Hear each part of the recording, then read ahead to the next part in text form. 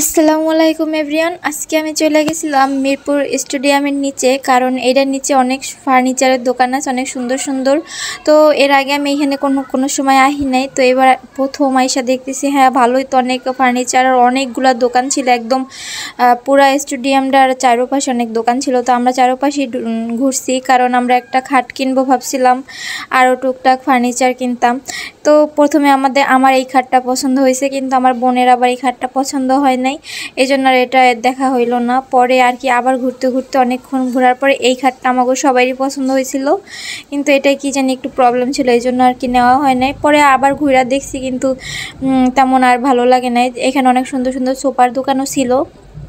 তো তারপর আবার এই যে বাইরের দিকে চলে আসছি, দেখতেছিলাম কেমন কি আছে ফার্নিচারগুলো। তো তারপর আমরা ওখান থেকে কিছুই কিনি নাই, তো চলে গেছি। তো পরে আবার শুনছি আগারগাঁও মেলা হইতেছিল, তো আমরা চলে যাইতেছিলাম আগারগাঁও মেলায়। কিন্তু মেলায় যে এত বড় বিপদে পড়বো এত বুঝি নেই, যাইয়া দেখি খালি মানুষ আর মানুষ। এখানে কোনো দোকানপাট খুঁজে পাই না, পাইলেও চারপাশে মানে যাওয়া যায় না, এত মানুষ। কোনো খাবার দোকানে মানে 1 ঘন্টা খাড়াই থেকেও মনে হয় খাবার পাওয়া যাবে না, এরকম অবস্থা। আর পুরা মানে 1-1.5 কিলোমিটারের মধ্যে খালি মানুষ আর মানুষ। মানুষ করতে কি করতেছে, খালি ওই পাশের মানুষ এই পাশে আইতেছে, এই পাশের মানুষ ওই পাশে যাইতেছে, এই হচ্ছে কাজ।